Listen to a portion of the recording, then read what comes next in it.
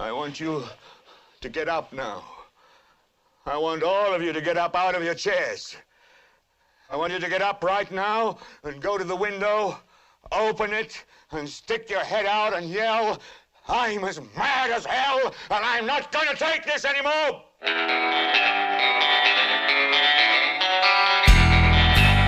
What we've got here is failure to communicate. I'm the dude, so that's what you call me. Let's go get sushi and not pay. Yippee-ki-yay, motherfucker. Hoorah! Hey everyone, and welcome to the premiere episode of the Furious Cinema Podcast. I'm Pete Roberts, and I'm here with my co-host Sebastian Haselbeck, who is joining us from beautiful downtown Berlin, Germany. Hey Seb, great to talk to you, man. Hey Pete, how are you? Doing good. So yeah, everyone, thanks for joining us. As an intro, in case you're not familiar with who we are, we started Furious Cinema, I think about 10 or 11 years ago, right? You can visit it at furiouscinema.com, and we have all kinds of reviews from the last couple of years and articles about genres and the movies we like. And we're not angry as in furious, but to be honest, we're really nice people. When it comes to movies, we do have a lot of passion, hence the name. And as the name should imply, we do like movies that are a little bit more furious, ballsy, daring, wild, whatever you want to call it.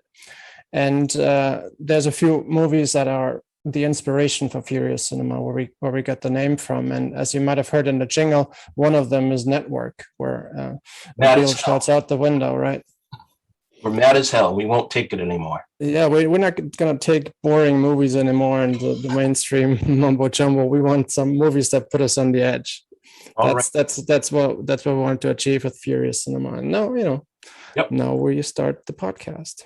So since we first started Furious Cinema, we posted a lot of reviews of our favorite films and on the blog, and have spent a long time talking about movies on social media like Twitter and stuff. It took us a while, but we finally decided to try starting a podcast too. So this is a brand new format, and we hope you'll be patient with us as we get into it and find our way. It'll also be the first real live discussions me and Seb have had, since we usually just communicate via email. But if you love movies like we do, you should enjoy our blog and hopefully our podcast once we get things rolling. It should be noted that we're not professional film scholars with degrees in cinema history. We're just lifelong movie geeks. Yeah, I do have master's degrees in being furious, however. That's right. Yeah. So yeah, I think it's absolutely fantastic that we're going to explore some podcasting. I think both of us, we've listened to a lot of podcasts over the last couple of weeks, and that's also the reason that the two of us, we thought we'd pick a topic for the first episode that that got us both really excited and busy, actually, listening to podcasts and reading articles. And it's a topic that allows us to explore a lot of different avenues to discuss Furious Cinema and what that means to us. And we'll be discussing a new book. And it's a movie podcast, but we're going to discuss a book for our first episode, and it's by a filmmaker that you might be familiar with, and it's the Once Upon a Time in Hollywood novelization by Quentin Tarantino, of course. And like the structure of the book, Pete and I will be jumping a little bit from topic to topic, but obviously it goes without saying that we will be covering spoilers. So we do recommend that it's better that you've seen the book, you've seen the movie, and you've read the book. And of course, we'll wait while you do that, and you come back and join us. And so I think let's get right in there, Pete. The novelization. Why is that? Why are we talking about this? Well, the novel. We both saw the movie. We loved the film. And the book is really like a treasure trove it's like even more of a expansion of like the universe of the movie. We'll have to like not get to everything. We'll have to skip some things because it's just, there's so many details and stuff in there. It's very dense with pop culture facts and anecdotes. So what we're going to do is just kind of like, skim over and pick out some of the things that we found were the most interesting. And, I thought we'd start with like the look and the style of the book, just to start. Yeah, and in a way, and maybe that's one of the things that both of us like, is that what Tarantino does is he uses also the format and the medium. It's almost as important as the content, and it brings us back to a time that both of us are too young for is the movie novelizations that you would find in the spinner racks at a 7-Eleven or so. You know? Novelization? Have you ever read one? I don't think so, but since I'm so young, but I wouldn't rule out that I read maybe one of the newer novelizations that would probably count more as movie merch for children's movies. Maybe I've read like a Free Willy picture book or something. I never read a novelization, but like when I was growing up, I collected a lot of making of, like behind the scenes books. Like I don't know if you've seen those, like the making of Batman or something like that. Like I collected those, but I never read any novelizations. I just wasn't like into that. But comic books and stuff, it was more my thing. But yeah, and it's not his first novelization, if you so will. I mean, he did partner up with someone, and they did the Django Zorro graphic novel, right? That was like a graphic novel. Yeah, right. Yeah. And what I found interesting is that there's kind of a parallel where apparently he went to the publisher and said he wanted to do like a mass market paperback, and there's obviously not much money in it unless you become a bestseller, which this one did. But he did a similar thing with The Hateful Eight, where he said he wants to do that in 70 millimeter and bring the format back, and he really did. And maybe he's bringing back novelizations now. Maybe we'll see more of those. Yeah, I mean that's really cool. I mean that's I think I understand the novelizations more than the 70 millimeter, just because it's so tough to like get that into the cinemas. You know what I mean? Not every how not every theater is equipped for the 70 millimeter. It was sort of it was a really exclusive thing for that. But I mean that was cool too. But it's just tough to do that, as we know with all the what I mean. They're shutting down like the ArcLight, so it's like they're really getting rid of all these old school formats almost in a way. Yeah, and him running the New Beverly is also about format. I mean, they only show movies on film. On film, right? 35 millimeter only. No digital. Or 16 millimeter in rare cases. Right. We'll have to get there one of these days. I still haven't been to the New Beverly. You have though, right? Yeah, I've been there twice. It's quite an experience. As they say, this is like going to church for movie fans. Old school stuff. Yeah, the old school ways. I mean, like, back when I was growing up, I went to like more theaters that were like that. But I mean, it's been a long time since I went to like a real 35 millimeter only movie theater, probably like 20 years now.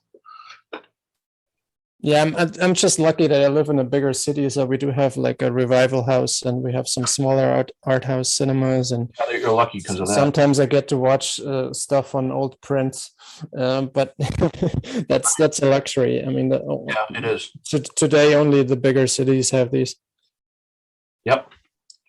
So what's the next thing we'll be talking about here? So I think that the format brings us a little bit on what the movie is about and how it differs from maybe the movie. And obviously, if you're listening, you've read the book, and what strikes us is that maybe let me start like this. It deviates from the movie in some way as it expands some things. Right. There's like something in that you would call flashbacks, maybe. Yeah, really what it does is it leaves it like it expands on a lot of stuff, and it switches things around, leaves other things from the movie completely out. And then it has other chapters that are like just inside the Lancer universe. If you've seen the movie, the Lancer Western, it's almost like a real Western story inside that universe. It doesn't talk about Rick and the actors. It's just more of like actually the real, like an episode from the show, but it's like in the book form, which is really cool. You know what I mean? So he really he didn't do like a regular novelization where it's just like a screenplay, like adapted for a book. He like really took it deeper, and all different perspectives, and it was really great. Awesome. Yeah, and he switches narrators too. So for the most part, he's like an omniscient narrator, or he lets his characters talk. But then for the Lancer stuff, he takes a stab at writing like Elmore Leonard, or what's the other guy's name, Louis L'Amour. Yeah, the guy that I forget what he wrote. It was like Lonesome Dove or something. I don't know which one it was, something like that. But Yeah, and what I like is that, what I think is that the movie takes a lot of shortcuts sometimes because it doesn't need more than that, and whereas the novel tries to connect some scenes in a different way and makes them, I would say, a little bit more complicated in some aspects, Right. Yeah. but only so far as we need it as a reader to understand where the characters are coming from, and I think for the movie, he decided that a lot of these smaller details, if you so will, are not really important because it's a visual medium. But for the novel, he wanted to paint a more complex picture. Well, As Marvin would say, great picture. That's the thing between movies and books. I mean, it's like you can really get detailed when you write the book, but with the movie, you really have to, like, it's almost like doing the podcast. You have to like pick and choose what you're gonna, you know what I mean, leave stuff out and completely cut other things out. And with the book, you can really, like, that would be like a mini series where you include every last detail that you come up with. It would be in the book. So, but yeah, and I totally like that he's not the story of the novel is not 100% following the narrative of the movie. It's way off, and yeah, but it's also not radical. It's like reading a different draft of the script, maybe. And also the movie only covers 3 days. The book covers like decades. It goes from like way back in Cliff's war days all the way up to 1999, basically. So you're covering a ton of time, a huge time frame there. Yeah, and also like I think I forgot who said it, but it's also like this is Cliff's book, Right. so there's a lot more of Cliff in there, and we see a lot more of that world or of these 3 days and of the memories of the characters through Cliff's Life. point of view, and not just his point of view at the moment, but also his maybe call it hindsight or his memories. I was wondering, like, between Rick and Cliff in the movie and Rick and Cliff in the book. I found them not really as likable in the book. They were a little bit more like rough around the edges in the book, I thought. I don't know about what you thought. Yeah, I would agree. I mean, for one, I think Rick Dalton's, I don't want to say arrogance maybe or ignorance when it comes to the art form comes across a lot more in the novel, and for Cliff, obviously the fact that he's a killer and all these things, they're not as fleshed out in the book in the movie either. Yeah. Yeah, I mean, it's like, because Rick, like, he's sort of like a bitter bipolar drunk that hates hippies in the movie. But I mean, in the book, he, like, he doesn't come across as like really that sympathetic. I mean, you understand like where he's coming from in a way, but he's not like he's not like, we'll get to Aldo Ray later on in the podcast, but he's not like he's kind of like bringing it on himself because he's kind of ignorant. He doesn't want to change. And then there's Cliff, who's like, he's still like, he's mysterious in the movie, but then when you read the book, you find out a lot more about him, and he has a pretty dark past. I mean, he's done some pretty nasty stuff. Okay. Yeah, and also what makes this more interesting in the novel also is that the development that Rick makes from struggling and being at a point in his career where he doesn't really know what's going to happen to finding maybe, I don't want to call it a new start, but in the end of the novel, it's a lot more clear in comparison to the movie where his future will lead him to. And that makes so much more sense if we learn more about his character flaws as we do in the book, versus, in the movie, he needs to be a bit more of a hero / anti-hero than in the novel, because it's a movie. Because in the book, he's really like,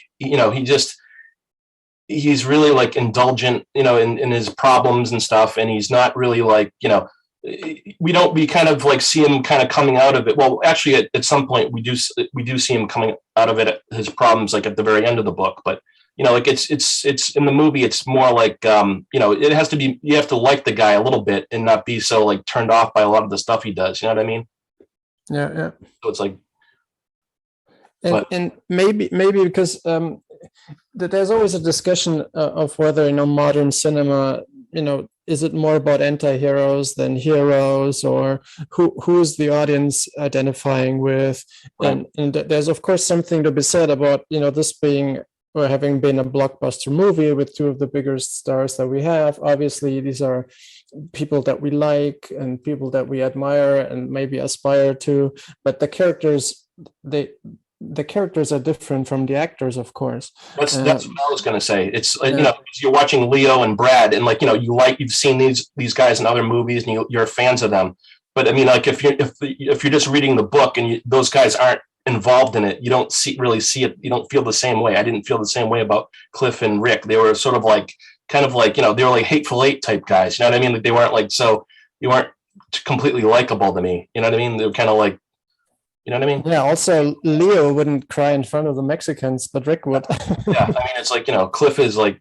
We'll have to talk about some of the stuff Cliff's done, but in the movie, like it's alluded to that he killed his wife. Well, read the book and you'll be like, wow, this guy, he's done a lot worse stuff than even that. But the book about him killing his wife is like pretty nasty stuff. It's like a horror movie or something. Yeah, and but not only that. I mean, there's a lot more in the book, obviously, that contributes to that mystery of Cliff. Yeah, some good and some bad also. I love it because one thing that you learn very early in the book is that Quentin suddenly he has a tool at his disposal that he doesn't have as much on the screen, where he can suddenly use his character's thoughts also to convey like movie knowledge and trivia and all these things. And that was one of the things that I enjoyed the most. I mean, who knew that Cliff Booth would be kind of like a movie critic? Movie buff aspect. Yeah, that was kind of cool. I didn't know, you don't know that, but I mean, there's like a whole past of him like going to the movies and like, he has his favorite Kurosawa films, and there's like a list of his favorite films in the book, and he references the Street Fighter Sonny Chiba, who we have to give a shout out to, who just passed away yesterday. Unfortunately, I can dedicate this podcast to him because we're huge fans of him. But there's a whole thing about Cliff, like his like movie preferences, and like he's kind of like not a critic, but he just has like his little ideas of what he likes and stuff, and that was really cool. And you don't get that in the movie, of course. It's just not enough time to do all that.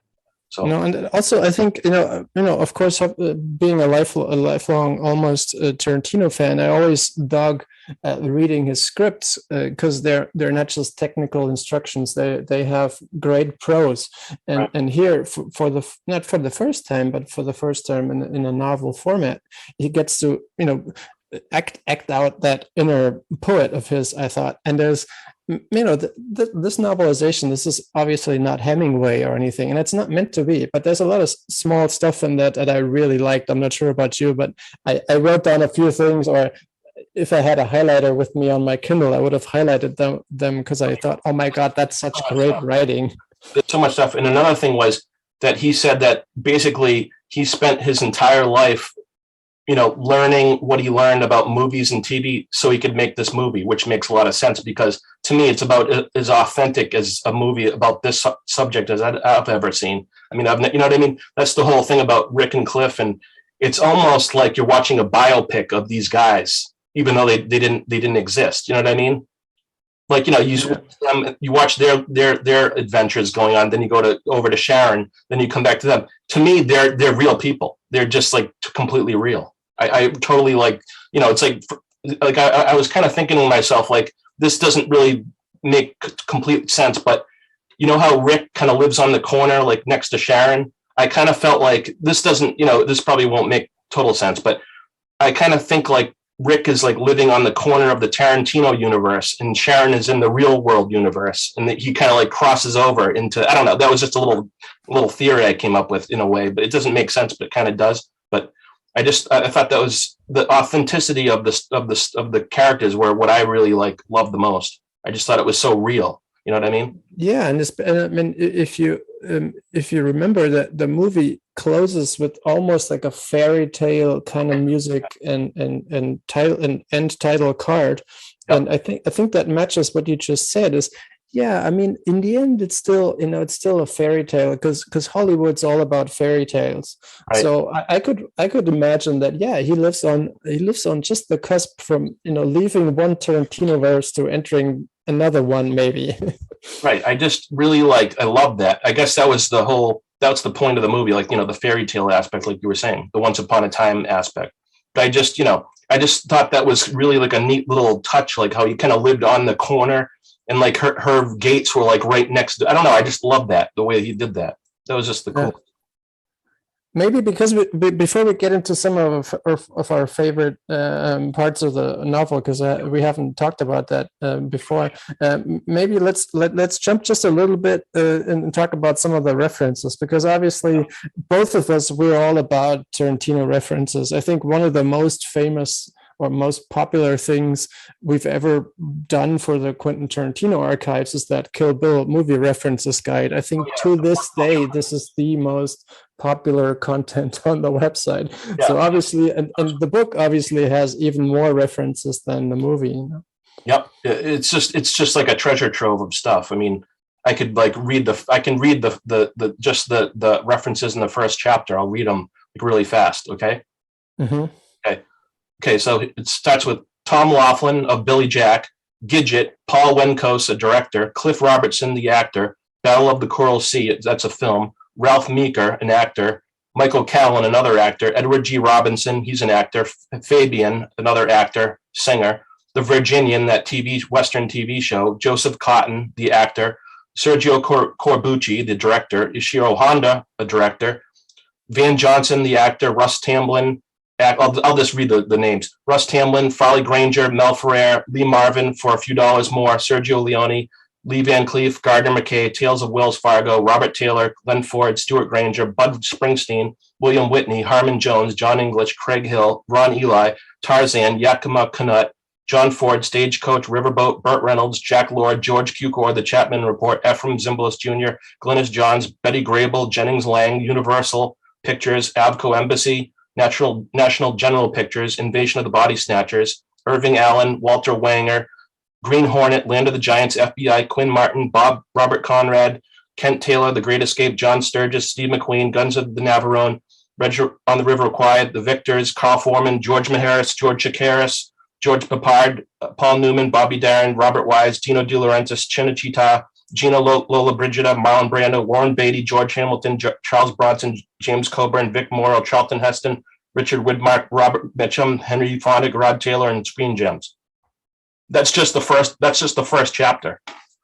Yeah, and as a movie geek, that your head explodes, and that's as you said, that's just the tip of the iceberg, really. That's one of the things I loved. I remember when I started reading the book, I'm like about 2 pages in, like it started with the references. I was like, yes, I love that. I was so happy to read all that stuff. I just love all that type of those little references and Yeah, and when I read it, I was like, oh my God, this is gonna take a few days until there's the most epic letterboxed list of references. And what happened just a few days later, there was a huge letterboxed list of all the references, of course. Right. Everybody's doing that. They make the letterbox list. But it's like another thing that's great about Quentin stuff is when he makes those references, like in the movies he references different TV shows, movies, that makes you want to go watch the movies and the TV shows. Exactly. That's what I do. You know what I mean? I say, what is that from? And then I find out and then I go watch that thing. That's what's awesome about it. I don't know if probably not everyone does that. Some people just don't care that much and they don't get it. But for me, that's like the stuff I love. That's the little details and stuff. Yeah, and I would even go as far and say that while you don't have to get it to enjoy a Tarantino movie, it seems it's almost suspicious, or maybe not suspicious, but it almost proves my point that a lot of the people who don't like Tarantino or don't get Tarantino are also those who don't appreciate all the the references and this kind of meta universe. And I think. And that's kind of my that's a thesis that I have, is that Tarantino has always been about that. Maybe not as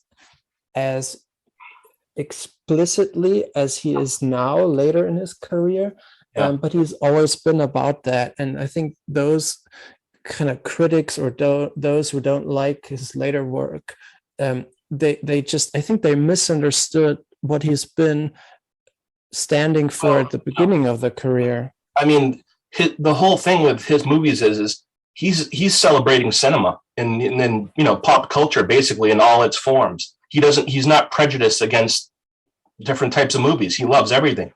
So it's like if you love movies and then you don't have to even care about that. Like, his movies still work on their own without that stuff if you don't care about it.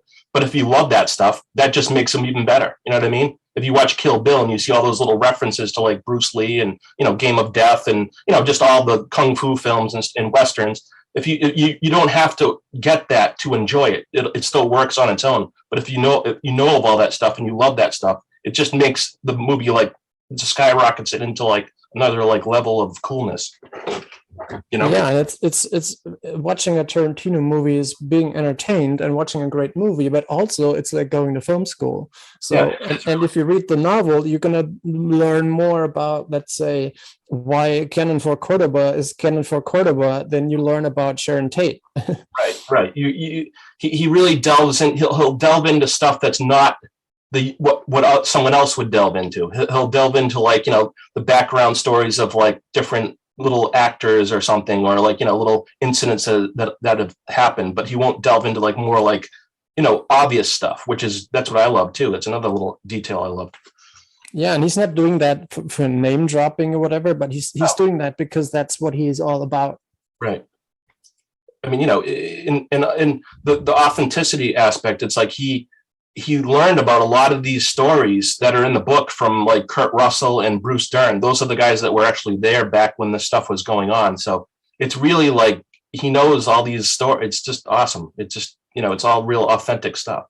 You're getting like the real stories and of like these different actors and, the directors that, did these things to them. And it's just interesting. Yeah, and I like that, it's not just descriptive what he's doing. Like he's not just, mentioning things and explaining things, but he's also judging them and contextualizing them and interpreting them. It's right. It's not because I was just I'm actually in the middle of my Matt Helm movie marathon while we're recording this podcast, and it's not when you watch the movie you're seeing part of a Matt Helm movie and you think of course if I'm going to read the novel I'm going to learn maybe a little bit more about Dean Martin playing Matt Helm, and yes, of course you will. That's no secret. You will learn about, but not only will you learn about it, you will get kind of these little, I want to say, Tarantino-esque little side jabs. And there's one I want to read before we maybe get, before I would love to hear some of your favorite references at this point. But there's one thing that I highlighted that gave me a chuckle, because I mentioned earlier that there's these things in there that gave me little chuckles. Yep. And there's one in there where he talks about Dean Martin playing Matt Helm, and he says, I'm going to quote this, where he says, Dean Martin's deal on the Matt Helm movies was so good that he made more money in the first 3 than Sean Connery made on the first 5 Bond movies, which infuriated the Scottish tightwad Connery. So now we learned that he's a Scottish tightwad. Yeah, I mean, it's the whole book is like that. It's hilarious stuff. I wanted to like skip to like one part that there was one character in one of the chapters. It was called Brandy, You're a Fine Girl. And that's the chapter about Brandy, the legendary Brandy, Cliff's dog. What is it, a pit bull? I think, yeah, pit bull, right? I think so, yeah, or something like that. Right. I wanted to point out there's a character in there, and who's like a new character that's not in the film, and his name is Buster Cooley. And like I was wondering, like who you would cast as that if like that part of if that chapter was in the movie, who would you cast in that role? And I know who I would cast. I was just wondering who you would cast. Any ideas? Yeah, I mean, my first thought was that he might probably pick one of his regulars because he does that. So I was thinking of maybe Mike Bowen or Michael Madsen even. Yeah. But then I remembered that he might be kind of a shifty character, because there's this line in there where it says Buster Cooley, what does it say? It may have been a mooch, but he wasn't a chiseler. So I think it's maybe a shiftier character. So I thought Scoot McNairy would also, would be good. You might go, I should have thought of that. Was Walton Goggins, Chris Mannix from Hateful Eight. I just thought he would be like, if he showed up as Buster Cooley and he was kind of like doing his shtick, like kind of like a southern, kind of like a southern dude, like like kind of shifty and like kind of that sense of humor. I thought he would be like perfect for that role. Yeah, no, that's a good point. Either that, or maybe if I'm not sure from the book, I didn't gather how old Buster Cooley was, but I could also like imagine a young L.Q. Jones. Oh yeah, Like, right. if he was still young. He was a younger, someone like that, or like Strother Martin or something. I don't know, it's one of those guys, Sam guys or something. But I just thought like he was sort of like a kind of like a comedic type. He'd be like a kind of a, comedic type character. You know what I mean? With like kind of a funny quirks and stuff. Yeah, so you like that chapter, the Brandy chapter? That was a good one. Yeah, that was good. And that's another one of the Cliff chapters, and that that kind of like sheds more light on his past, and it's another dark one. It's like through the whole book, Cliff is sort of like he's sort of like a psycho and like a maniac, but he's not. He's like really cool. He's like Steve McQueen on the outside, but like on the inside, he's like a friggin' monster or something. I don't know what it is. Yeah, that's true. Yeah, I mean, and also this is one of those where it's not like you want to know all about the dog, but it helps so much if you know the backstory. Yeah, it does, especially because of the end of the movie when she goes nuts. That's where that came from. The dog fighting. She was in dog fights, so that's why she's like really trained really well and stuff. So that's a connection between those. Yeah, and there's all these haters that would be like, "Oh, Quentin, he's showing us people eating and watching movies and having dinner." I'm like, no, this is an important part of the character development that you will need to know. Fills that in that little section that you don't know about their background together and like why she's like trained so well and everything. It was really good. That was an awesome chapter. And I didn't expect what happened to Buster in there to happen either. You don't expect that. You're like, oh, this is kind of fun, and then all of a sudden, like, nope. That guy. That was awesome. So should we go through the chapters now? I mean, I want to say I didn't have a particular favorite, but if I had to, I would say that I probably prefer the first half or so of the book to the second or so. Yeah. Right. Yeah, I mean, I liked a lot of the chapters, like the Pussycat's creepy crawl. That was a good one because I don't know if you know like what a creepy crawl is, but Charles Manson, like him and his followers, they'd go out at night. And they'd break into people's houses and then they'd like rearrange the furniture, like while the people were sleeping. And then like the people would wake up the next morning, like all their stuff would be like backwards and like upside down. That was what a creepy crawl was. And I guess like, in the book, there's a whole chapter on Pussycat who, what's the girl's name that plays her? I forget her name. Margaret Qualley. Margaret Qualley. Yeah. She plays her in the movie, but she's like, sort of a big part in the movie, but in this chapter of the book, she like breaks into the house and there's a whole thing about how like Charlie is in her head and it's like a real weird psychological thing, like how she's like trying to like follow his rules and stuff. And then she like breaks into the person's house while they're sleeping. And I just thought that was really cool the way it was like written and described. It was very like atmospheric, like at night, it was awesome. I think it also, because it puzzled me because to me it's not one of my favorite parts in the book, but especially if you listen to some of the stuff that Quentin said about what he learned about Manson, is that I think that this whole creepy crawl chapter serves to illustrate the power he had over these girls. Yeah, exactly what it is. He's kind of like controlling her, and she's like kind of like listening to like, it's almost like he's in her head, like, and he's telling her what to do, and they're like having a conversation in her head, but he's not actually with her in the house. It was really weird. I mean, I think that's really what the whole thing with him and his followers, it gets into that whole psychological, brainwashing aspect, which was really awesome.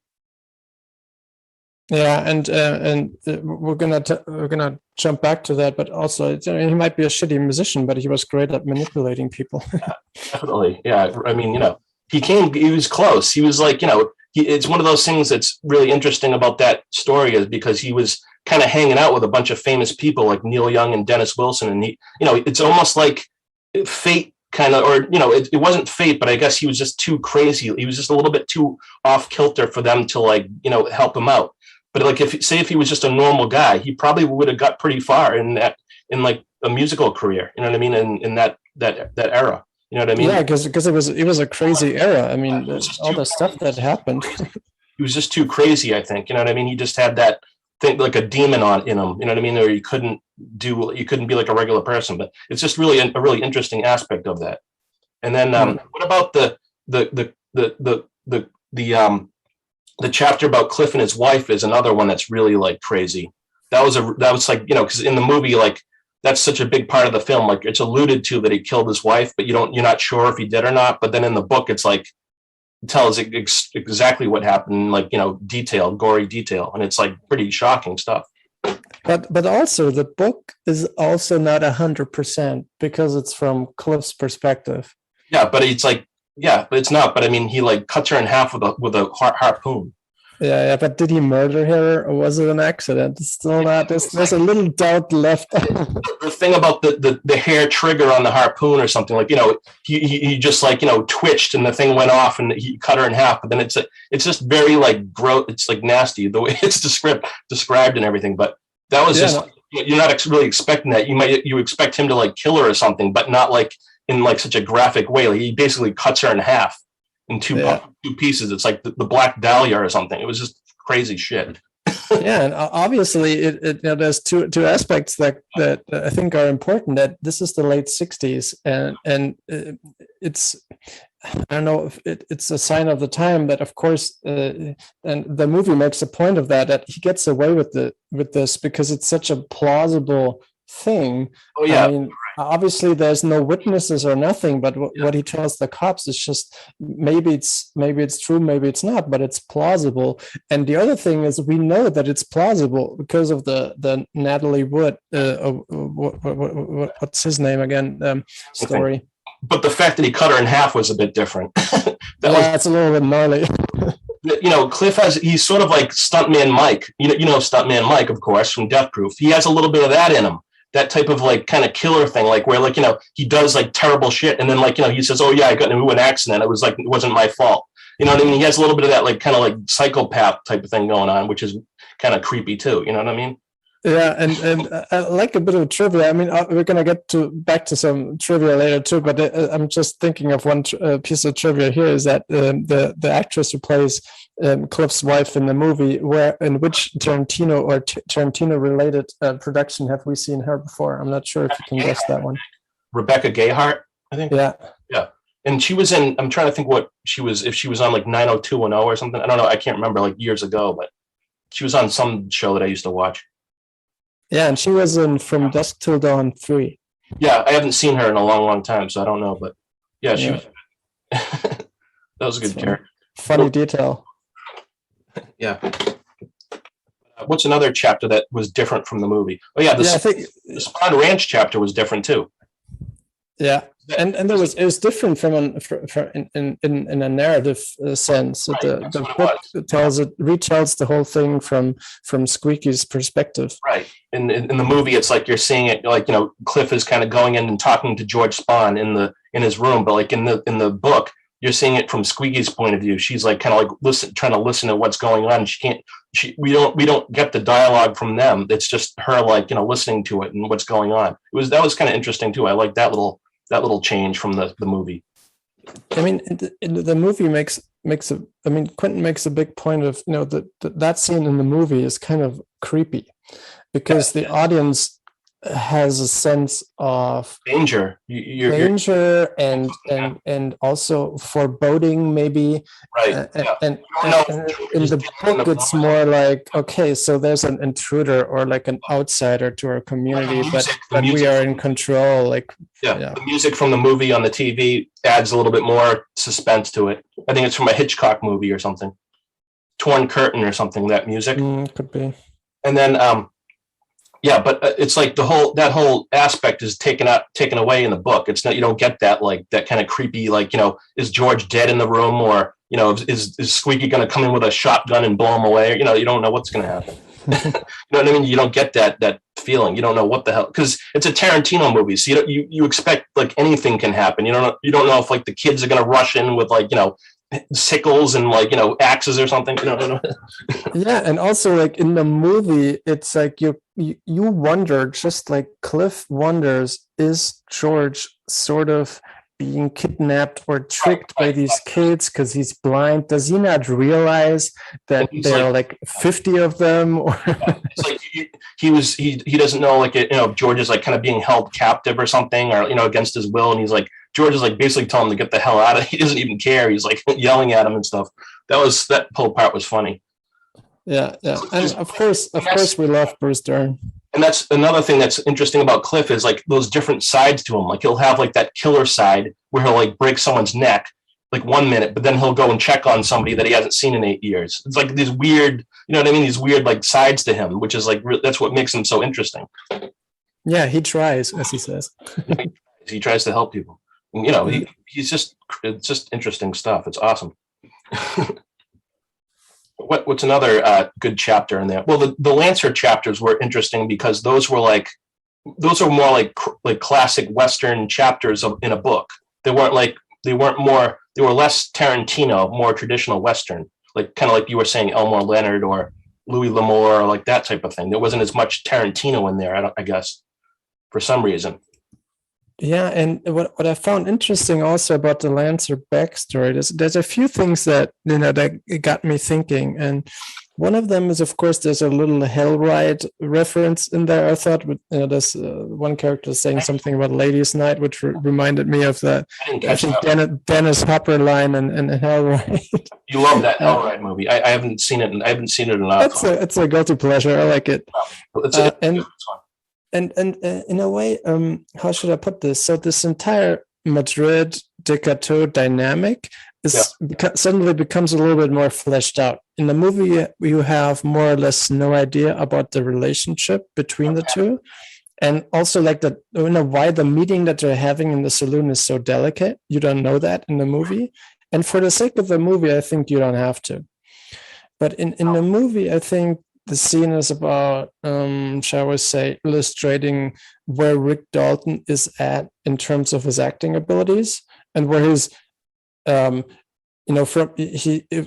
he comes from a point of insecurity and alcoholism, and he tries to become more like a serious actor. But in the book, we learn more about the characters in that TV show. We learn more about Decatur and Johnny Madrid. So I think the movie had us observing and following Rick playing the scene. The novel had us diving into the Lancer universe, and that's where kind of Decatur is a guest, and therefore Rick is a guest. It almost turns it on its head, and I found that really interesting. I never thought of that. That's really interesting. And another chapter that I really liked was the Medal of Honor chapter. That was the one where I think Cliff is like, he meets some girl that he used to know in like Cleveland or something. It's just it's like a totally like, it's like outside of like the movie story. It's like way like it's in the past. I don't know if it's like right after he comes back from the war, but he's at some bar, like a pizza place with some girl that he used to know. And these mobsters come in, and he's like, they're like threatening him and stuff. And he's like, and then he like takes out his medal and like puts it on the table and says, I'm going to kill you if you don't, back off or something. I can't remember the exact details of it, but that whole chapter reminded me of, I don't know if you ever saw the St. Valentine's Day Massacre, the Roger Corman movie. I don't know. Yeah, actually, I've seen that just a few weeks ago. That atmosphere. I don't know if it was at the same time. It was probably way after that, but it just had that sort of like that kind of vibe to it. I don't know why. It just reminded me of that, even though it's probably like in a different year. It's probably in the 50s or something like that. But that movie takes place like in the 20s or 30s. But it reminded me of that movie for some reason. I don't know why. Just the way like the atmosphere of it for some reason. Yeah, and I think there's two things that of course I think it would be amazing if Quentin went and made a movie that was set in like the 30s. Yeah. And it's Cliff being kind of the Audie Murphy war hero in the mobster setting. Yeah, and you know what? He has talked about this, because from all that we know is that his Star Trek idea revolves around one of these things, right? They go back in time to the 30s, and they're like, and I think that was an actual episode of the TV show. I think they did that in the TV show too. They went back exactly. It was in Chicago, and they were kind of like around Al Capone and stuff. It was like weird. I don't know. I only saw it like once or twice, but that would be an awesome movie. I mean, I'd love to see that too. But it's like, I don't know what he's going to do for his last movie, but I don't think I think Paramount has the balls. I don't think they're going to do Star Trek, are they? They're probably not going to do that. Yeah, I don't know. Anyone's guess. I mean, I think sci-fi would be a great genre for him. That would be cool, just to see what he would do with that type of, because he always does stuff like that's more like grounded in not Kill Bill was crazy. That's like kind of comic book type stuff, but just to do sci-fi and see how he would do it would be awesome. Yeah, it would be nothing like you would expect. Yeah, it would be really different. I bet he'd use a lot of real effects, like special effects that weren't like digital and stuff like that. Yeah, 2 days ago I watched like a really low budget sci-fi movie, like an Italian sci-fi movie from the 60s, and I thought, he might do just that. Real cheap, like I don't know, that's almost like too cheap. It's like stuff on strings and everything. It's like you can do it. I'm sure you could even do it nowadays because they have better technology and stuff. But yeah, you'd have to see what he'd do. But it would be awesome. It'd probably be like The Thing, like something like that with like the real, those crazy animatronics and stuff. Probably. And I recently rewatched that one as well, and I thought, yeah, I mean, it's a sci-fi movie kind of, and it's a horror movie, but it's just a really creepy character observation film, and it's so similar to The Hateful Eight. It's all about paranoia. If you watch Reservoir Dogs, it's like basically The Thing without the thing, because it's all about like who's the rat type thing. So same basic idea. And the Hateful Eight too has the same. Yeah, and the Hateful Eight, and funny that you should mention Reservoir Dogs, because there's a line in there where he describes Joe Cabot and he says he's the thing. Oh, yeah, that's another thing. That's the comic book thing. Yeah, that's funny. And just as a side note, because I recently rewatched The Thing, there's the final line.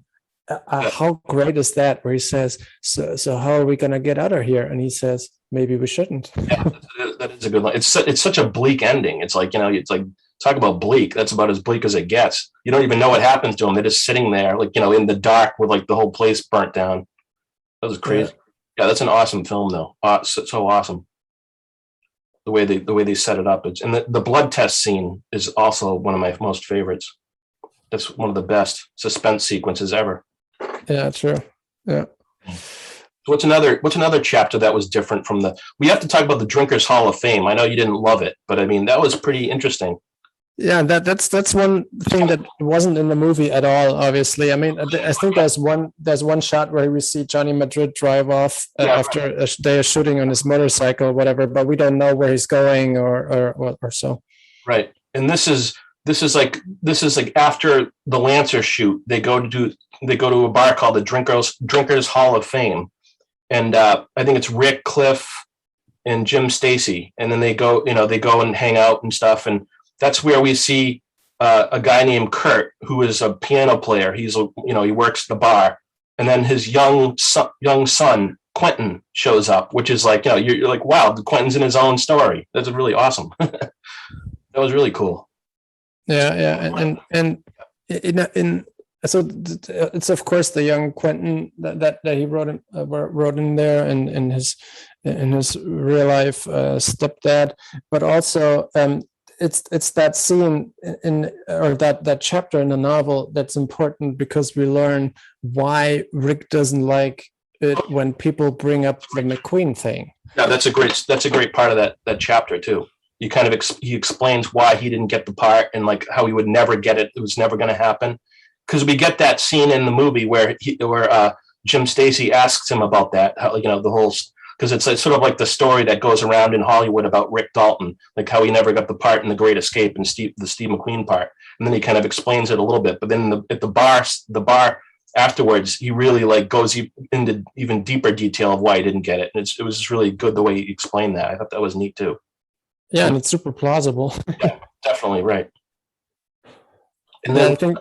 Yeah, sorry. There was another chapter that I really liked that was different, was the Aldo Ray chapter, which is it's just like, it has nothing to do with like, well, a little bit to do with the characters, but it's sort of like just about him, like Aldo Ray, the actor, the 50s actor. And he's like off by himself, like at like a in a hotel or something. And are they shooting a movie? I guess he's shooting a movie with Rick Dalton and Cliff, right? Isn't that what it is? Or I think, or they're shooting a different movie, because back then in Almeria there was always like a whole bunch of productions going on at the same time. Yeah, I guess that's what it was. It was they were on different movies or something. But then Cliff runs into Aldo Ray in a hotel, and he's like, and Aldo Ray is like he's barred from having booze, so he's like fiending for like some booze, and Cliff walks by and starts talking to him. They have this conversation, and and he finds out all about him. And then what's interesting is about they make the comparison to Rick, like how Rick is like drinking all the time, and Aldo Ray is different because he's kind of using it because he has PTSD, so he's using it to kind of like cope with his those like bad nightmares and stuff. And I thought that was really interesting too. That was kind of a cool aspect, you know what I mean? Yeah, and as you said earlier, I mean, Cliff has two sides to him. One is like the caring person, and in this case, he cares about Aldo, and he does him a solid. But also, he's an asshole because he gives him that one thing that is really not good for him. Right. It's just that's another awesome little detail of the story. And also, we have to mention Brad Pitt played Aldo Rain, who was named after Aldo Ray. I was just going to say, Rain meets Ray. You have to make that little connection. That's another little, so it's like when you're reading this stuff, like you make, what I mean? You're like always connecting stuff together, and there's all these little, things kind of like circle around, and that's one of those little things. But that was just some of the characters in the movie. Like, who was like some of your favorite characters? Did you have like any other like newer characters, or did you like the way someone was written better in the book than maybe they were in the movie or something like that? You know what I mean? They got more time in the movie or the book. I liked Schwartz in the movie, or Schwartz. I liked him in the novel, maybe even more. But also I liked him because he's his motivation becomes so much clearer in the book. Yeah, that's true. It's not like he doesn't take the Schwartz meeting just like that. He gets sent by his agent to meet with him because he is, and we don't know that from the movie, he's a fixer. He fixes careers. That's right, that's true. Yeah. And also the meeting doesn't take place in the bar like in the movie. Or like how they have dinner or something at the Musso and Frank's. This is like, this thing takes place like in his office. So that was different too. That's kind of, it was like a different like alternate version of like what happened in the movie. Yeah, exactly.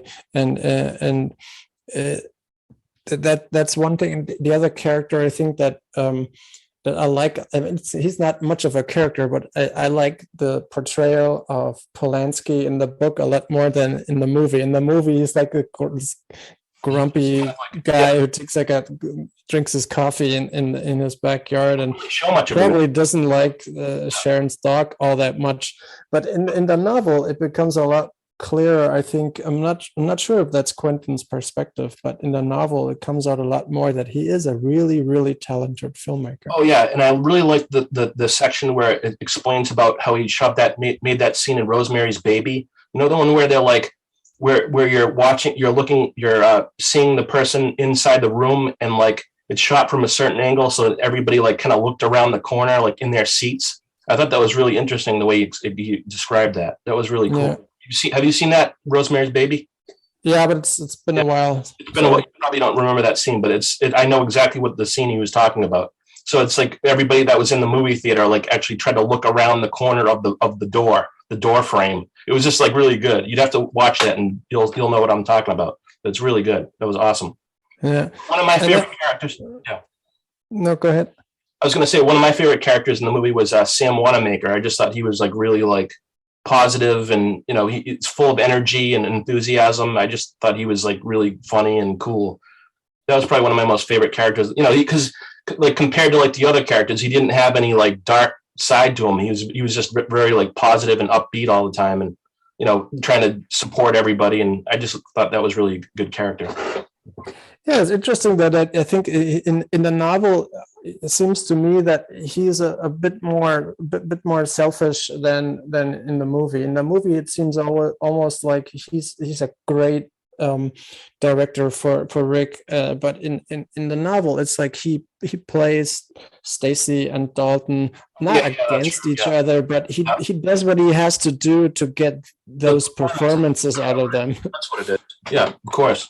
He's kind of manipulative about the that type of stuff. So, but I just overall I thought he was just a really fun character. I just really liked that that portrayal about Nicholas Hammond. And also another reason I really liked it was because Nicholas Hammond was my first movie, well, not movie hero, but I used to watch the Spider-Man, the live action Spider-Man show, and that's so I kind of had that connection to him as a little kid, and I just loved that he was played that character. I don't know, I just really liked that. That was really cool for me, and a cool little connection. Yeah, and I think we touched on the Manson and the Cliff, so maybe we should probably talk just a little bit about the elephant in the room, and that's the one character that's caused the most controversy is Bruce Lee, or let's say the character Bruce Lee as he is being portrayed in the movie. Yeah, the Bruce Lee, we call it the Bruce Lee issue. It's that was sort of the most. Now, from my perspective, that's okay, I didn't know anything about that when I started watching the movie. So I was waiting for Bruce to be portrayed as the Enter the Dragon Bruce Lee, the cool guy that everybody likes and everything, he has that reputation. But I didn't expect for him to be kind of portrayed not a goofball, but he was sort of he wasn't the super cool guy in that to me. He was sort of just a loudmouth kind of young loudmouth guy. You know what I mean? It was just weird. It was a sour note. And I think a lot of people felt that way, because we don't think of Bruce Lee like that. We think of him as just the coolest, super cool dude. You know what I mean? So it's when I didn't get that, I was a little bit what's going on with this? That's all. Yeah, I mean, but that Bruce Lee is not the Bruce Lee that Cliff, the character, meets in the movie Once Upon a Time in Hollywood. Yeah. You have to accept it on those terms. You know what I mean? That you have to just accept it on those terms. You can't put your own view of Bruce Lee in there. That's just the way it was. He wasn't, and also he wasn't the Bruce Lee from Enter the Dragon at that time. He was like a young guy on the Green Hornet set. He wasn't, you know what I mean? He wasn't Bruce Lee yet. He was just a new guy. So it's another aspect of it. Yeah, and I mean.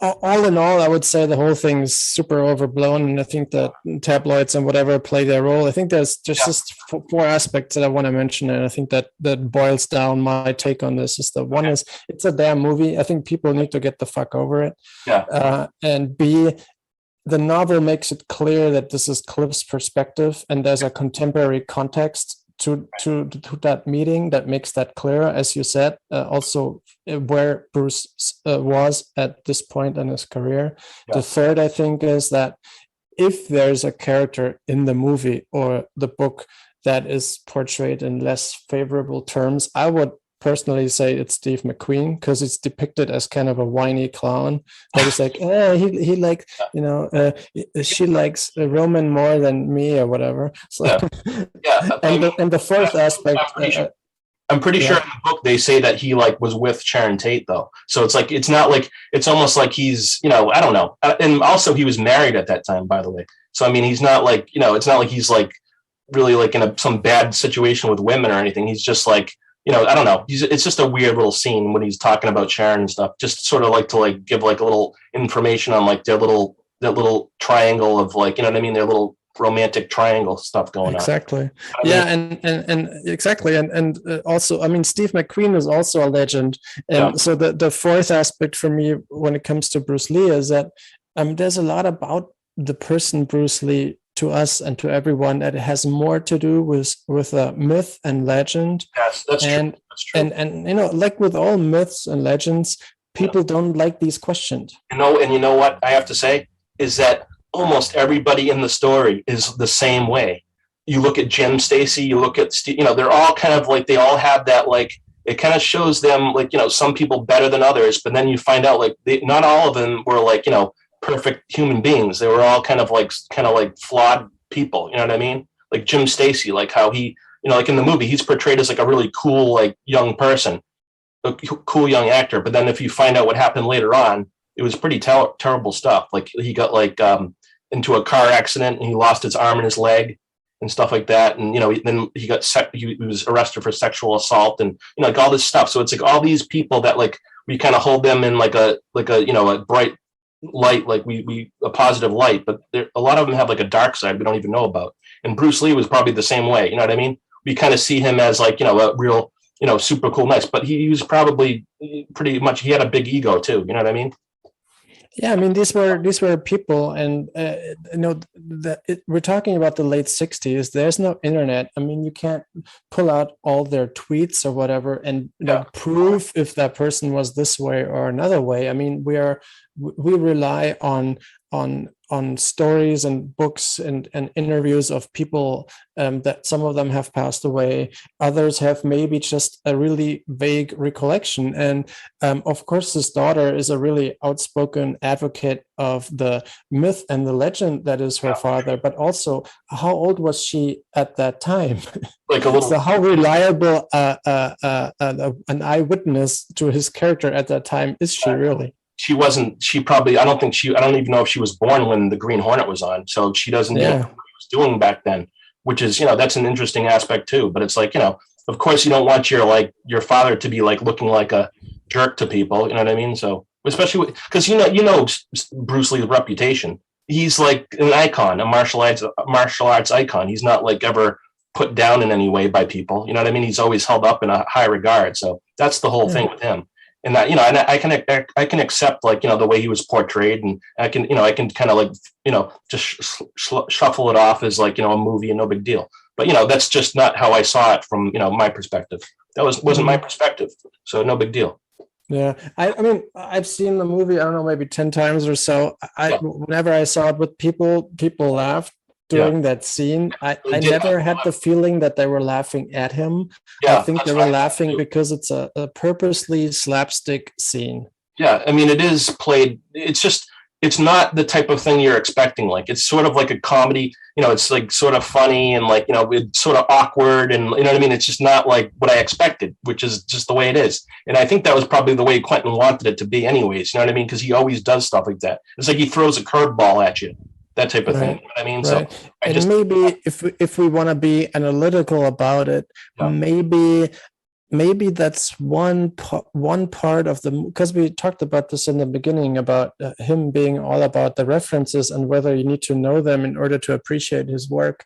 Right. I think maybe that's one scene where he expected a bit too much of the audience in terms of movie references and contemporary context. Just maybe. Yeah, I guess so. I don't know, like if he was just coming at it from. But I remember reading like in the report, the interview, or just a report about the movie, like how Brad Pitt was saying, we can't do this to Bruce Lee. This is Bruce Lee. We can't make him look like a total idiot here. You know what I mean? And he kind of like, I guess they were even go further with that, like even further with that thing about Bruce Lee, like making him look kind of like, like a jerk and stuff. And Brad didn't want to do that. So he was going for like that type of thing. And that's just, and I understand why people are like, kind of like, not upset about, but you're just not expecting that portrayal of him. And especially with like all the stuff in his own movies of like, referencing like Bruce Lee, like in Kill Bill and stuff. You're not thinking like, oh yeah, he's in Kato and the Crazy 88s and stuff. You're not thinking like he's going to like, oh yeah, show Bruce Lee to be kind of like a loudmouth jerk guy. You know what I mean? I don't know. It was just, in the end, it's a movie, and there's certainly no intention to put down the man or whatever. It serves a purpose in that scene for Cliff's backstory, and that's pretty much it's interesting. And also, like someone said, like, it kind of sets Cliff up to be even more of a badass because he can kick Bruce Lee's ass. So it's like, that type of thing. So whatever. I mean, I don't care. I still love the movie and I love the book, so I don't care. Yeah, and speaking of Cliff, though, we haven't really talked about the references that relate to him. And obviously, as I'm sitting here, as we're talking, I pulled out one of my items in my DVD Blu-ray collection, and it's the Billy Jack. Billy Jack. Trilogy or a quadrilogy? Yep. I think it's is it Billy Jack the 1, 2, 3, 4. So it's a quadrilogy. Yeah. what are the movies? It's Billy Jack, Trial of Billy Jack, Billy Jack Goes to Washington, and then Born Losers is the first one. Yeah, those are fun movies. I like those. Yeah, and Cliff, he looks like a Billy Jack. And also, if I don't know if you know the trivia behind his Cliff is actually wearing Billy Jack's clothes from the Born Losers because he was the stuntman on the Born Losers, and when he was going to get paid, they asked him if he wanted Billy Jack's clothes as payment or to get paid like $500, and he chose Billy Jack's clothes as the payment. So those are the clothes he's wearing in the opening of the movie. He's wearing Billy Jack clothes, so that's why he looks like that, which is a cool bit of trivia. Yeah, they're cool denims, and it's the moccasins. Yeah, those is of course and both have like martial arts skills that have more to do with their service record than with like an actual martial art. Right, and they were also friends in the Tarantino universe. They knew each other and they were friends. They were all friends. Rick, Cliff, and Tom Laughlin. So they're like cut from the same cloth, more or less. Yeah, kind of grew up in the same way, and I don't know if but they do mention that like Tom Laughlin and Rick Dalton were in that movie. Was it the Battle of the Coral Sea or something like that? They were like both like they were both playing like characters in the was it a submarine? I think I don't know. I can't remember. Submarine.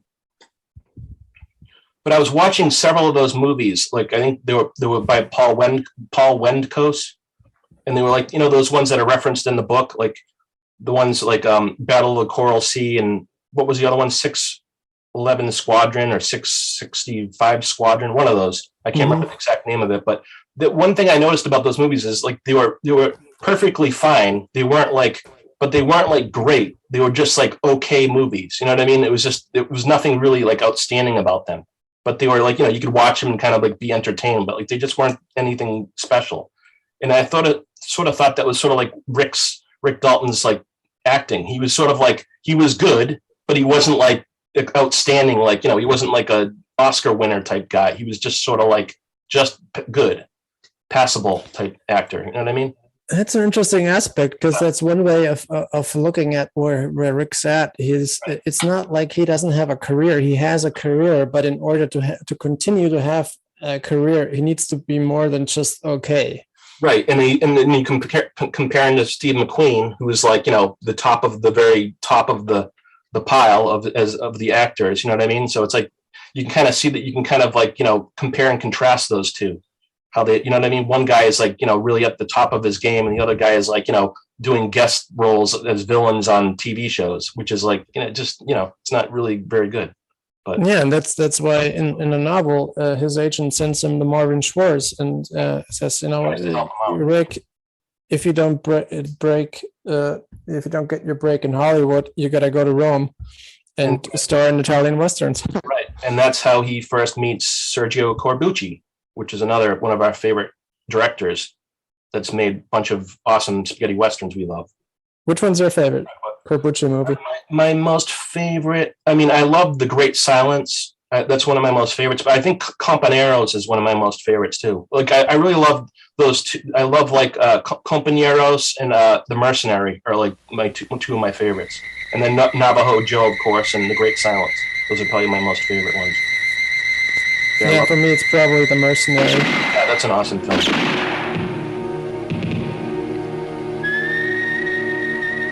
He sells death to the highest bidder. He'll sell your life for what he thinks it's worth. He is the mercenary. If you're not ready to buy, be ready to die.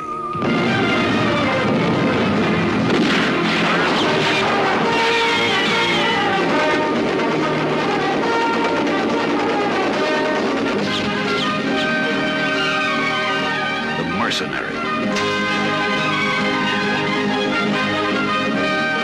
He aims for the money. His gun does the rest. Franco Nero, Tony Musante, Jack Palance, Giovanna Ralli.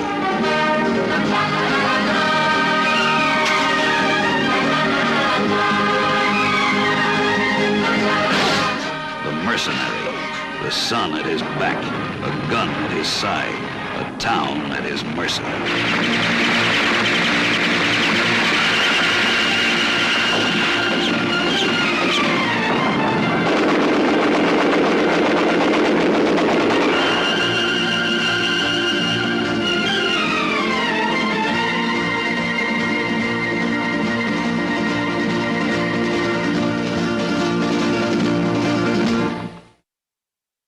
I mean, the mercenary and compañeros are they're like basically companion pieces. those are companion pieces.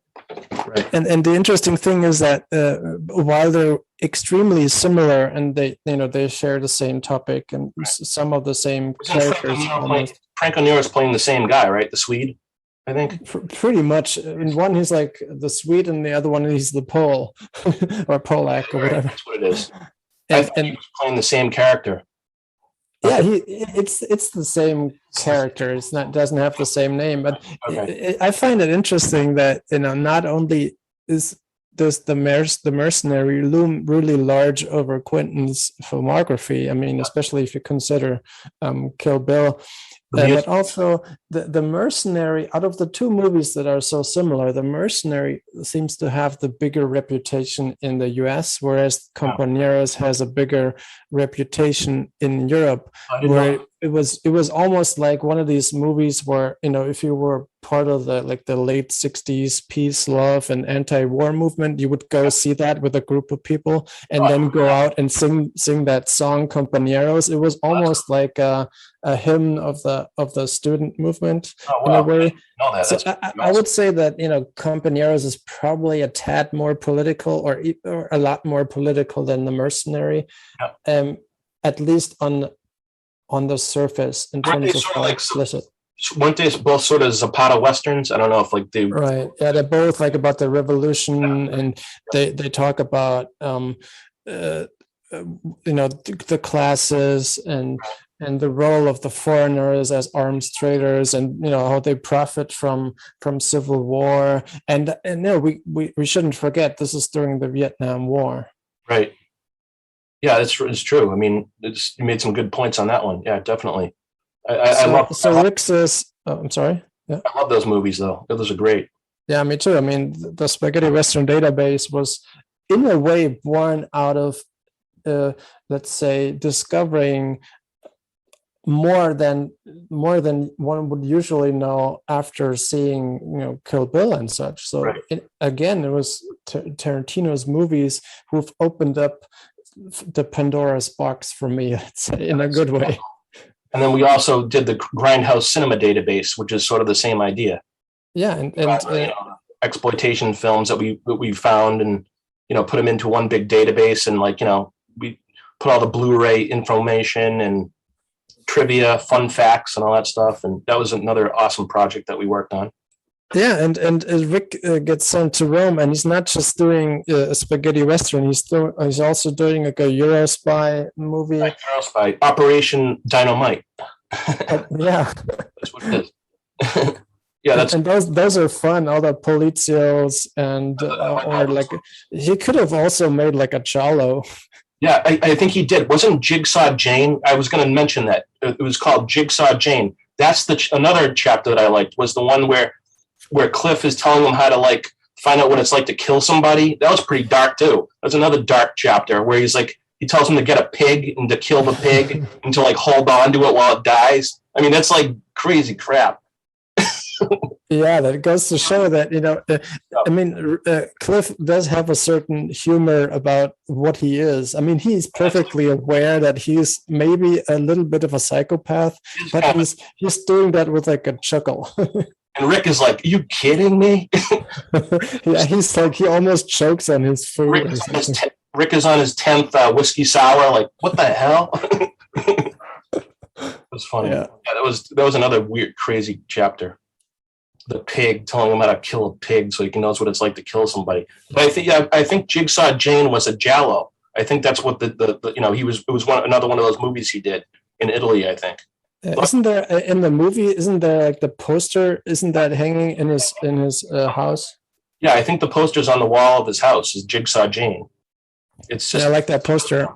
looks a bit like I think What Have You Done to Solange or something. Yeah, it's one of those. It's just all like they're all kind of like together, like all those Italian spaghetti westerns and like Euro spy movies, and But that's another little detail I loved, was that little section there.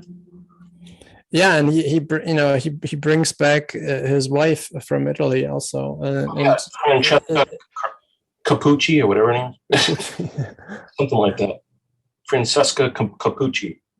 And I think she was like kind of modeled after like Claudia Cardinale and Sophia Loren and like all those girls. Yeah, pretty much. I mean, I would have loved to read more about his Italian adventures, if I want to be honest. If there's one thing that I was hoping for in the book that wasn't really met in terms of expectations, it was probably his European exploits. Right. Yeah. It's one of those things you can only cover so much stuff. You know what I mean? And also you want to like stay like in the story that's going on. But I mean, it would have been awesome to like say if he didn't do like a Lancer chapter, to like do like a chapter on like one of those the spaghetti westerns that he did, like Nebraska Jim. Like it would have been cool to like hear about like him, in that universe too. But that's you can only cover so much. Yeah. So if we look at all the things we talked about, what would you? I mean, if you could. Like let's say you're HarperCollins and you had Quentin signed for a second book deal, which of his books do you think he should novelize? I think Reservoir Dogs would be a really good novel. That would be interesting. Kind of like and he's talked about that, right? Yeah, he has. And just to find out like all about those guys, like it would be like less about their like modern days and more about like, what they did like in the past. So you'd find out about Toothpick Vic and, Joe Cabot and like how they all knew each other and stuff like that. That would be a really cool one. And I also think Kill Bill would be an awesome novel. Just like to learn about the divas, like all their history and stuff, like all their adventures that they went on and stuff. That would be awesome. Mm-hmm. Yeah. So those are probably my top two picks.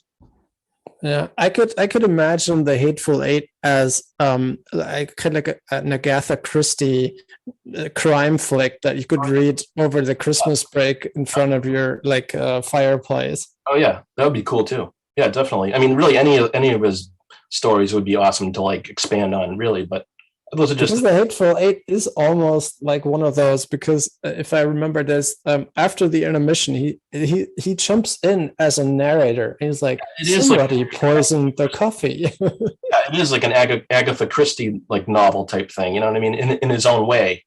You know what I mean? Like, I don't know, was it patterned after like 10 Little Indians or one of those stories? Yeah, and just to name drop, when I went to the premiere of the movie in Berlin, right after that, when the intermission came on and the lights went on, I went over to Quentin's seat and we chatted just for a second, and he's like, how did you like it? And I said, well, you know what, Quentin, I can't wait to find out who dies next. Yeah, that's awesome. Awesome, man. And you got to meet him a couple of times, which is awesome. Yeah. It's been a while though. Yeah, he needs to come back to Germany. I know.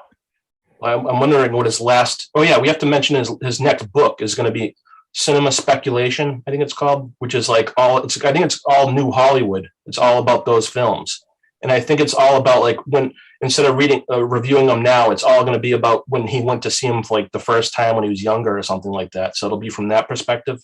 That should be really interesting. I love that. That's probably my favorite decade of film is the 70s. I'm still not sure. Like I keep thinking of. I mean, obviously, he makes a point in one of the podcasts he's been on that the 60s aren't the 60s. There's like the first half of the 60s that are more like the 50s, and then the second half, which is more like when New Hollywood started. And to me, also, if I had to pick like a decade, or let's call it an era of cinema that's my favorite, it would also be that. If I were to make a list of the movies I like the most, I watch the most, or that have left the biggest impression on me, they would probably like 80% of them would be from that time. Yeah, me too. That's really my favorite, because I mean I always go back to those. Those are the films I rewatch the most. All those 1970s films, like French Connection and Serpico and Scarecrow and just everything. The Sting. I could go on and on. The Godfather. Just all types of art house 70s movies, and I just love it. Crime movies, and I think there's one movie that they talked about also in one of the podcasts. I'm not sure if it's also mentioned in the novelization, but there was also a novelization of it, is Hard Times. Oh yeah, Hard Times.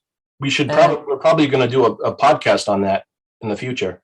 And I'm a huge Walter Hill fan, and the first time I saw that movie, because we mentioned this when we prepped for the podcast, I had seen that movie, I don't know, when I was a teenager on TV, but when I rewatched it on this pristine Blu-ray restoration, I fell in love with the colors and the textures and the atmosphere. That was a really cool movie. It is a great movie. And that was his first movie too, which is it's pretty awesome to make such a good movie on the first time, Yeah, and I think that's one of the reasons I'm looking forward to cinema speculation. I mean, we only know so much about that project, but one thing that we can assume that's going to be in that book is a lot of reviews. Oh yeah, it's definitely going to be that. It's going to be all reviews and I think another aspect is he's going to talk about movies that weren't made, but what would have happened if they were made, stuff like that, all those types of little things. Just talk about different directors and what they were going to do, but they didn't do, and what would have happened and that type of stuff, which was really interesting too. Not what you usually get in books about movies. You usually just get the reviews or something. I think that's going to be another book that's going to be littered with highlights and post-its. Yeah. I think it would be awesome to have a book like that, but they get all types of movie posters and stuff included, all types of visual stuff. That would be really neat too. Yeah. Just the text. And speaking of trivia, I think if we look at the time, but before we kind of fade out, if you will, I think we should each pull out a piece of trivia question out of our sleeves, and okay. I let you start because we said we're gonna quiz each other. Okay, so my trivia question is, let's see. Okay, in 1999, in the book, this is in the book universe. In 1999, Quentin Tarantino remade a movie that was originally scripted by John Sayles. Do you know the name? It was a gangster movie. Do you know the name of the movie? Damn, I think you got me. So it's the one that got Trudy Fraser the Oscar, right? Yeah, let's see. I gotta see. Oh man, Trudy Fraser was in it. Yeah, and she got nominated for an Oscar or something. Yeah, she did. Best. Yeah, I think it was Golden. Best lead actress Oscar in that movie. 1999 remake of a gangster movie. One of Quentin's favorite gangster movies. And it's also listed in the GC in the Grindhouse database. We have a little reference too.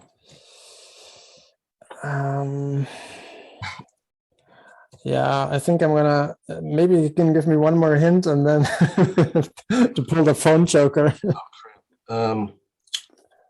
Well, I'm trying to think how to.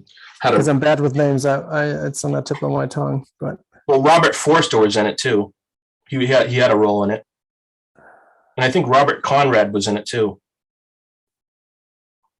But okay, I'll give you one more clue.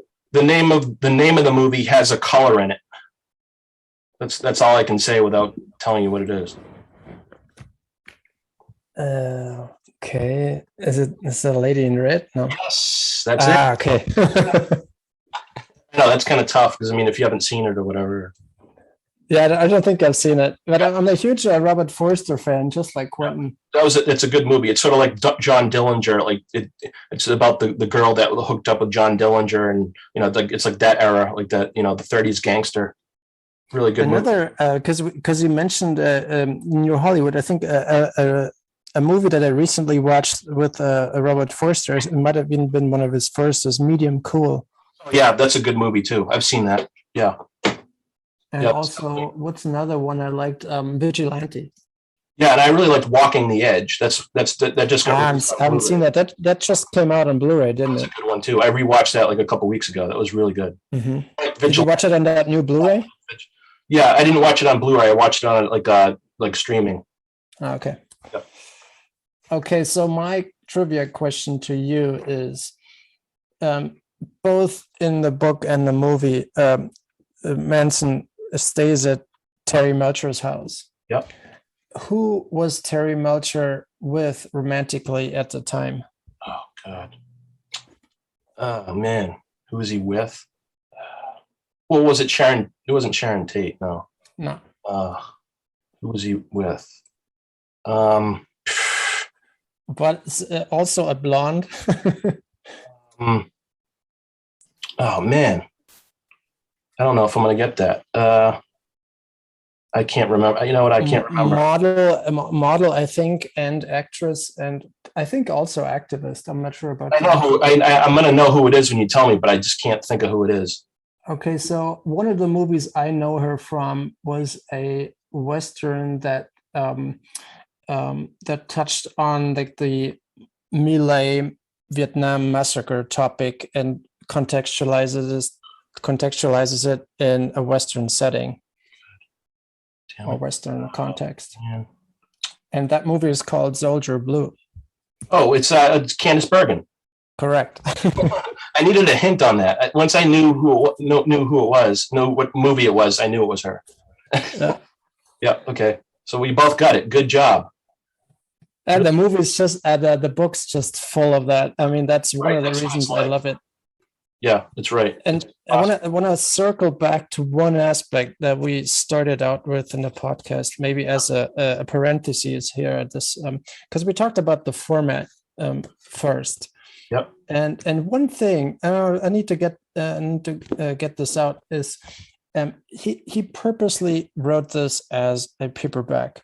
And one of the really neat things, of course, is the little ads at the end. Oh yeah, right, of course. Including the Tom Breezy book and the the Switch. Yeah. From Serpico, I think. Serpico and Oliver's Story, which doesn't ring a bell. You know, is that the Tom Breezy book? Was that a real book? No, I think that's the only one that's not real. That's a fictional one. Okay, Mm-hmm. that was like a real book, and I don't know. I just got screwed up. And then the last ad in there is, of course, the announcement of a deluxe hardcover edition of the book. And Quentin, I think he mentioned in one of the podcasts what this is going to look like, and it's no secret by now that it's not going to include any more material, but it might include like pictures and stuff like that. Right. But one of the things that really bugged me is that. I live in Germany, but so I went to the bookstore the other week and I wanted to look at the German translation of the book. I didn't want to buy it, and also because I wanted in like a giveaway or something. But I wanted to take a look because the German publisher decided to turn this into a hardcover, which bugged me because it's against the express idea that Quentin has for the book. And not only did they turn it into a hardcover, what was supposed to be purposely a paperback, but they also left out all these ads. They're not in there. Oh, that stinks. That stinks. I mean, it's just. I had to get that out there. It's not like that's not the traditional way that he wanted you to see it. It's like, it's like getting like a different cut of the movie or something, or. Yeah, it's like taking a 240-1 and cutting it to 185-1 because you think your audience doesn't know it better. Like 90 minutes, 30 minutes of the movie or something or whatever. Yeah, I didn't really know about that, but that stinks. But you got to get the real paperback. Yeah, absolutely. You're not having the full experience. Yeah, I mean, I have to admit, I read it on the Kindle because I couldn't, didn't want to wait until the paperback arrived, which arrived just weeks after the launch date. But now I do have the paperback, and it, of course, looks great. I love it. Yeah, it's an awesome little paperback, and I don't really read that much. I mean, I read books every once in a while, but like it was just a special little thing to get this book because I don't I'm not like an avid reader, really. I mean, every once in a while I'll pick something up, but so I mean, it's such a quick and enjoyable read. Yeah, it's a nice little book. Like you can just kind of put it in your car. Like if you go somewhere, you can bring it with you and reread it and stuff, and it's just really fun. Lots of cool. And really, as a Tarantino fan or as a movie buff, I think there's really no way around this book. Yeah, I mean, you have to read it. but also you can kind of use it as a little guide. Like you can use it for, if you haven't seen a lot of these movies and stuff, you can kind of use it as a little go-to book and, try to find these movies online or, order them on Blu-ray or whatever. Yeah, I mean, and just like his movies, the book is a piece of education, movie education. It's a little pop culture education book. Yeah, and what else is movie education is our websites, of course. Of course, which is the Spaghetti Western Database and the Grindhouse Cinema Database, which have been online for a long time now. So we hope people check them out and, enjoy them. And, you can find us on Twitter. What's your Twitter? Is it SW Database? Yeah, exactly. It's at SW Database, and it's of course at Furious Cinema, and it's at GCDB, and it's at QT Archives, and we'll put that stuff, of course, into the show notes. We'll have our little like promotional clips and stuff of our episode, and so people can check it out. And we've been waiting to do this for a long time. We've been trying to get our stuff together for like weeks. It's like it takes a lot to focus, and that's the whole thing with me. Like I can do it, but I have to be like completely focused, and you want to make sure the sound is good. Hopefully the sound is good on this. I don't know, you know what I mean? It's like I don't know. I'm gonna have to get like a real good mic. We should probably invest in like a couple of good mics. You know what I mean? Yeah, and the most important thing is, of course, that you, the listeners out there, please leave us your comments, tweet us, let us know what you think. Obviously, we're not pros. We're movie enthusiasts. This is my first podcast, basically, and you've been on a few podcasts, but I mean, this is not a lot. I mean, I've been a guest on a few, but that's pretty much the extent of it. Yeah. Yeah, and I mean, we're enthusiasts, and we hope that you out there listening to this are enthusiasts. And we, of course, even if you read the book and watched the movie, we hope that you still learned a little bit from our discussion here and from our ideas and thoughts on the book and the movie. And if you have questions also and ideas of what we should talk about next, do let us know, and we'll try to, of course, improve upon our ramblings. As we keep going along, we'll probably improve more. We'll be a little bit more relaxed. You just got to get used to it. That's all. It's a different format. You're talking live, like, you know what I mean? It's just not the usual thing. Yeah, and also for me, at least personally, it's the podcast is a format that I've only recently started getting into more, because it's listening is not my preferred medium. You like to read or something? I don't know. Yeah, I usually read. Yeah, me too. I mean, I listen to some podcasts, but I mean, it's just tough to. I'm so busy with other stuff. I don't have you know what I mean. I have to kind of here and there. I do it, but. I started putting podcasts on my phone, and then when I take a walk in the park or something, I would listen to Quentin Tarantino to Mark Maron or whatever. I listen to most of that stuff in the park. Either I set up my hammock between two trees, or I take a walk around and get some downtime. I have to say, I really like comedy podcasts because it's like because I'm into movies so much, and I've seen a lot of movies and stuff. So it's like that's not. It's not quite as interesting to me as like just having a good time and laughing and stuff. I don't know. I just, you know what I mean? Because I'm so into movies already. Yeah, that's true. But I hugely enjoyed at least those that I listened to, all the interviews and conversations. Yeah, so that was a good chat. I mean, that was my first podcast. So hopefully it's coming through loud and clear, and it was interesting to listen to, and people got some ideas out of it, and became fans of our websites, and Yeah, that was a great conversation, and for those of you out there who are reading Furious Cinema, you know that we don't publish a review every day or so. So maybe this episode will make some of you also curious and dig a little bit into the movies that we wrote about in the last couple of years. You can just do a little search. Maybe we'll link a couple in the show notes that are from the era. Yep. And don't forget to visit Spaghetti Western Database and Grindhouse Cinema Database. Those are our other sites. And we'll probably when we do more podcasts, we'll probably get into some of those types of movies. We'll get into exploitation movies and spaghetti westerns and that type of stuff. So Stay tuned. Exactly. We're gonna help you all get a little bit more like become a little bit more like Quentin, become movie buffs. We'll keep trying. So thanks to everybody for listening, and we'll see you next time. Take care, Seb. See you soon. See ya. Take care. And that's that.